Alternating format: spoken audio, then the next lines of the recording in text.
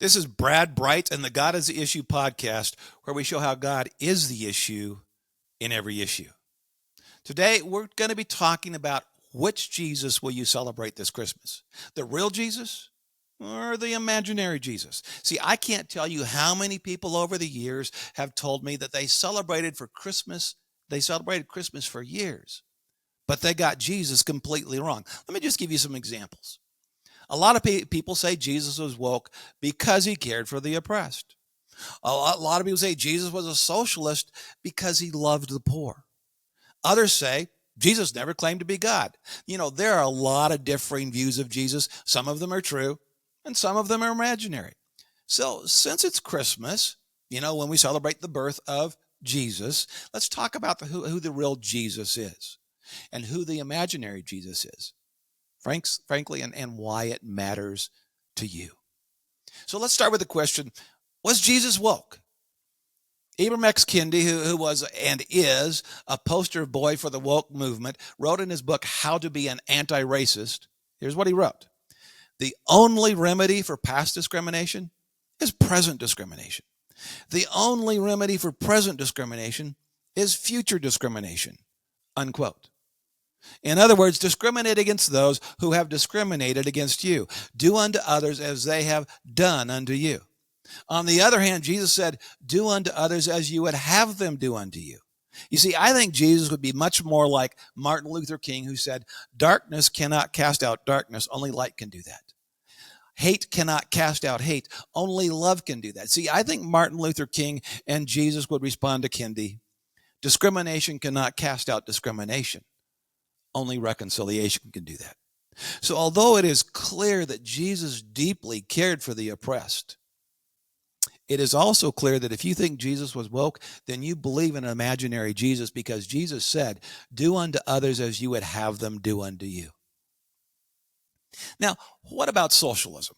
Would Jesus be a socialist today since he cares deeply about the poor? Which, by the way, that's why many people are socialists, because they care about the poor.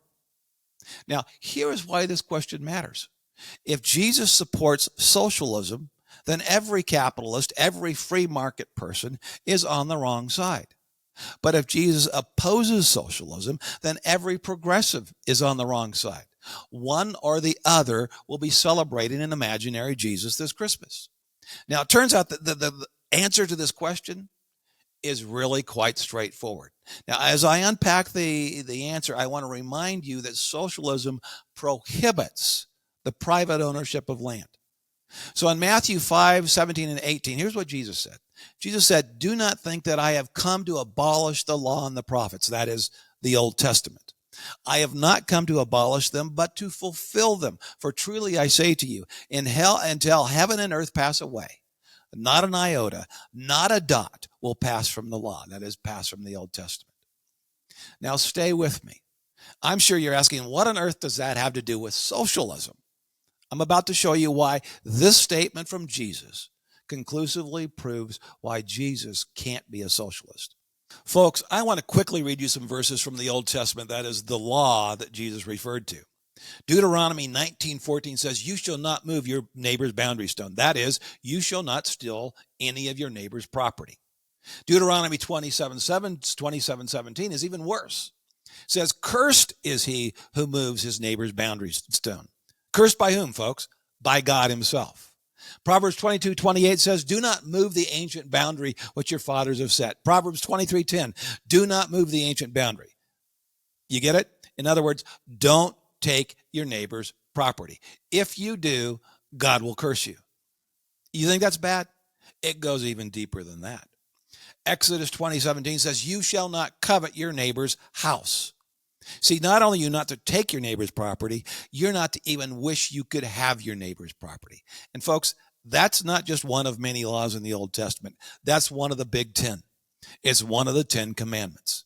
So you say, okay, Brad, it clearly applies to individuals, but does it also apply to government? Folks, that's a good question. Glad you asked. In 1 Kings 21, the prophet Elijah condemned the king of Israel, King Ahab. And King Ahab was what? He was the head of government. He was the top of government. And Elijah condemned him. Why? for taking Naboth's vineyard. And what was God's penalty for King Ahab? God said dogs would lick up his blood. Then in Hosea 5:10, we see the princes of Judah are like those who remove a landmark, that is, those who take another person's property. And God says, I will pour out my wrath on them like water. See, both of those passages refer to government, not to average people. Now, there are many, many more Old Testament passages that advocate, not just say it's okay, but advocate private ownership of property. But folks, don't believe me. Go read your Bible for yourself. It's all there in black and white. You can go and see for yourself. See, the Old Testament law, which Jesus said would not pass away, fiercely protects private property. So based on Jesus' words, is it possible that he could be a socialist? Not on your life. Now, did you notice here, I'm going to digress. Did you notice that I didn't actually say no? But you knew exactly what I meant, didn't you? I point this out for a specific reason because in the next segment, I'm going to refer back to this comment. So don't forget it. But let's summarize before we move on. It's clear that if you believe Jesus was a socialist, you will be celebrating an imaginary Jesus this Christmas. Now, here's the final question, and it's far more important than the other two. Did Jesus actually ever claim to be God?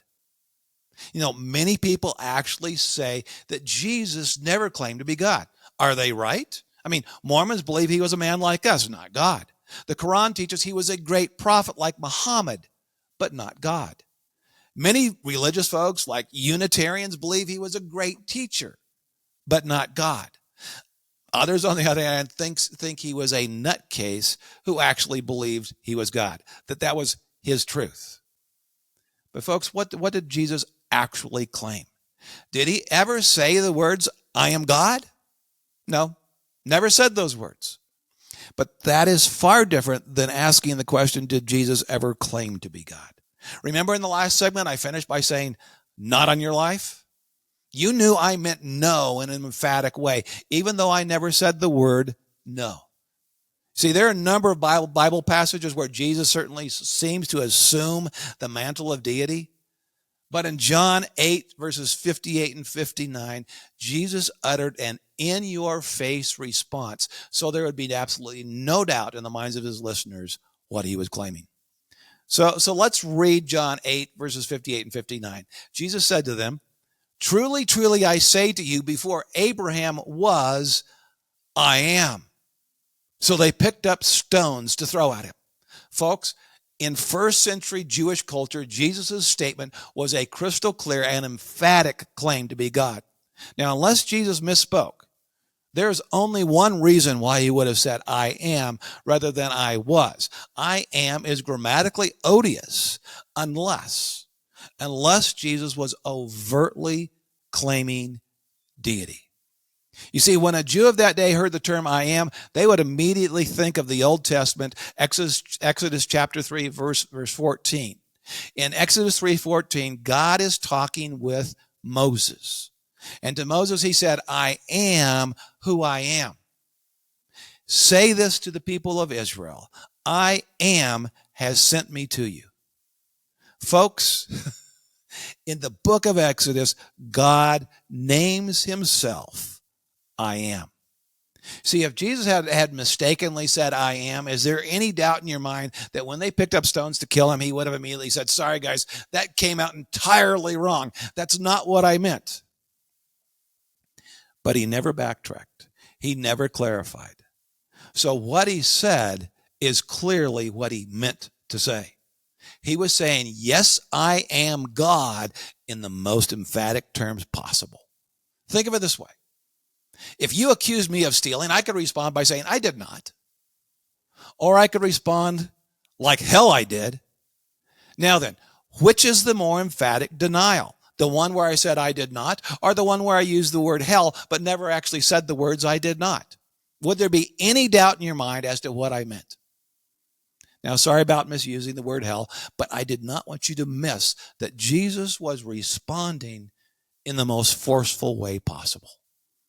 It is crystal clear that his audience understood him to be unequivocally claiming to be God because of their response. They picked up stones. And it's crystal clear what Jesus meant, because grammatically his statement makes no sense unless he was applying the name of God to himself. And then on top of that, he didn't try to retract his words when they tried to kill him. Folks, he was claiming to be God using the most in-your-face verbiage possible. Now, don't believe me. Go ask any Orthodox Jew today how they would have interpreted Jesus' words. They will tell you there could be no doubt he was claiming to be God with a sledgehammer. So did Jesus claim to be God? Absolutely. Now, again, please notice I did not say the word yes, but you understood exactly what I meant. You may not believe that Jesus is God, but he undeniably claimed to be God in the most compelling manner possible. So if you think Jesus never claimed to be God, then this Christmas you are celebrating an imaginary Jesus. Now, folks, why does all this matter? It's because this Christmas you can either celebrate the real Jesus or an imaginary Jesus. An imaginary Jesus who always agrees with you, or the real Jesus who says, follow me. You can celebrate the historical Jesus, or you can celebrate a Jesus who doesn't really exist outside your head. Yeah, a fairy tale, if you will. See, you can either take Jesus at his word or not. Jesus did not come to earth to make you feel better about yourself. He came to change you at the most fundamental level. If you don't want to change, then I strongly suggest you hold on to your imaginary Jesus, that you cling to your imaginary Jesus. But if you want to know the Jesus of Christmas, you have to be willing to let him change you. Don't think you can change yourself. You can't. I know. I tried for years. This Christmas, you can celebrate the real Jesus. But it begins by admitting that you are imperfect. We all are. That he is God, as he claimed, and that you're willing to follow him. I mean, if you can do that, you can begin the exciting adventure this Christmas season that God uniquely created you for. Which Jesus will you celebrate this Christmas?